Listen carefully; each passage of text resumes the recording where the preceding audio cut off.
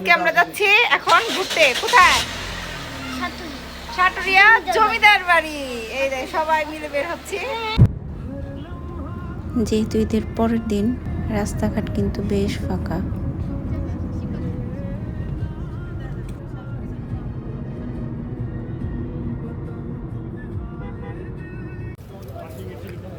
আমরা এখন গেট দিয়ে ঢুকছি।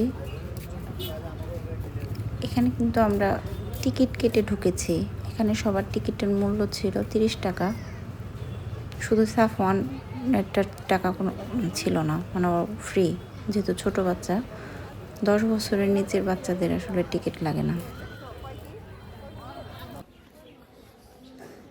এখানে ডান পাশে এটা হচ্ছে হেসেল ঘর, যেটা দিয়ে জমিদারদের জন্য রান্না করা হতো।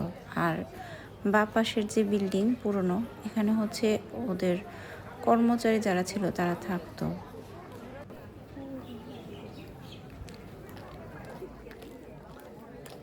এটা হচ্ছে মৃত্যুকূপ, যেখানে হচ্ছে ওরা প্রজাদের শাস্তি স্বরূপ এখানে ফেলে দিত।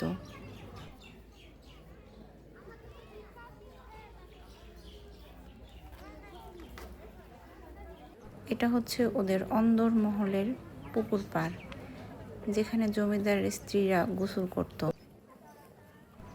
ওগুলো হচ্ছে ওদের শৌচালয়। এখানে 6টা ঘাটলা বাঁধানো আছে, আগে নাকি 7টা ছিল।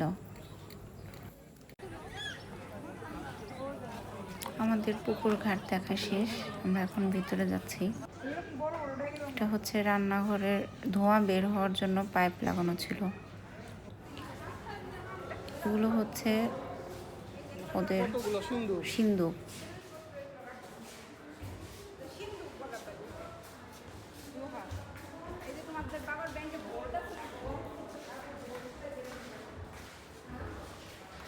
এরপরে আমরা উপরে যাব।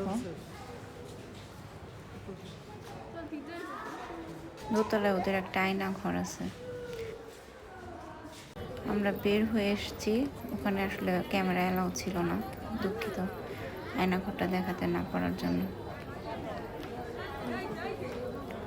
এখন আমরা এখান থেকে বের হয়ে যাচ্ছি।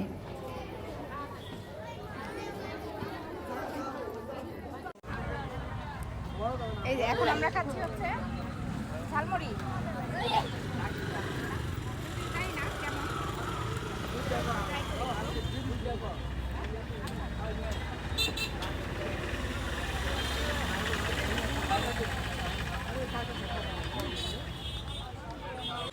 আমরা এখন খাবো সাটুরিয়ার বিখ্যাত মিষ্টি। এটা হচ্ছে সীমান্ত সুইটস। দেখি ট্রাই করে মিষ্টিটা কেমন।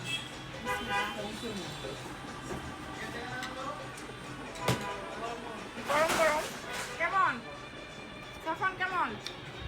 পাপা অনেক মজা। তবু তুমি সেই মিষ্টিটা। আর এখন খাচ্ছি এটা হচ্ছে এখানকার ছানার মিষ্টি। এটা আসলে এখানে বেশ বিখ্যাত।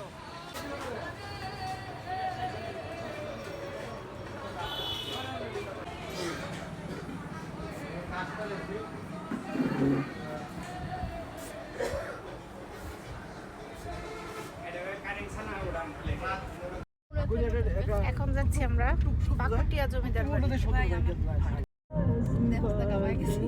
সুন্দর মানুষ করতে থাকি। এখন আমরা আসছি পাকুটিয়া জমিদার বাড়ি। আমরা এখন এখান থেকে সাফওয়ানের জন্য একটা বল কিনবো।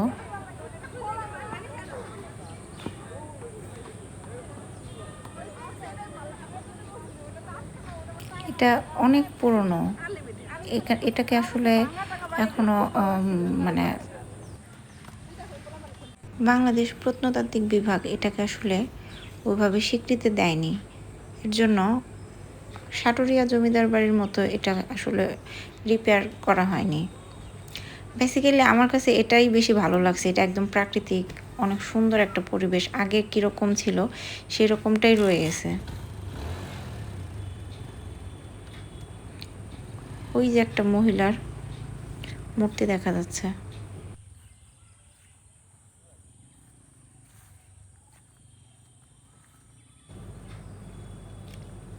এটার পরিবেশটা খুবই সুন্দর। আমার কাছে আগেরটার চেয়ে এইখানটা বেশি ভালো লাগছে। খুবই অসাধারণ একটা পরিবেশ, পুরোটাই প্রাকৃতিক, এখানে কোনো কৃত্রিমতা নেই। এটা হচ্ছে কলেজ, পাকুটিয়া বৃন্দাবন চন্দ্র রাধা গোবিন্দ কলেজ। অনেক লোক, আমাদের ঘুরোঘুরি প্রায় শেষ। এখন হচ্ছে ওরা খেলছে, ফুটবল খেলছে। অ্যাকচুয়ালি সাফওয়ানের হচ্ছে ফুটবল খেলা খুবই পছন্দ, ও এটা খেলতে খুবই পছন্দ করে। এর জন্য আমরা যেখানে যাই ও সেখানে গিয়ে একটু ফুটবল খেলতে চায়। যেহেতু বাসায় থাকে সারাদিন, বাসার ভিতরে তো আসলে ফুটবল খেলা যায় না।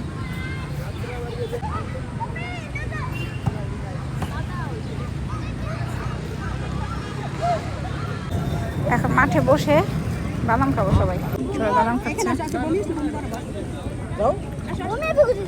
সাফওয়ান এখনো খেলতেছে। সাফওয়ান, ও বাবা। এখন আমরা যাচ্ছি পাকুটিয়া জমিদার বাড়ি থেকে পাটুরিয়া ঘাটে ইলিশ ভাজা আর খিচুড়ি খেতে। এই যে আমরা এখন এসেছি ফেরিঘাটে পাটুরিয়া। দুইটা ফেরি আব্বা এখানে দেখছো, ওইটা লোড হয়ে গেছে, ওটা এখন ছেড়ে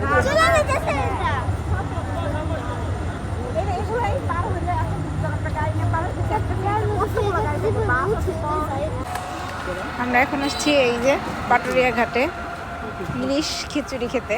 এখানে আছে, এটা হচ্ছে মুরগির মাংস, এটা হচ্ছে মাছ, এটা হচ্ছে হাঁসের মাংস। এটা কি মাছ? এটাও ইলিশ মাছ, ও রান্না করা ইলিশ। আর আপনি বলছেন তাই বলে তাহলে ফাঁকা চোখে যান নাই। আর আপনি আইসিন আজকে খাওয়াবো, ভালো হলে আবার আসবো, তখন আর আপনি এই যে আমরা হচ্ছে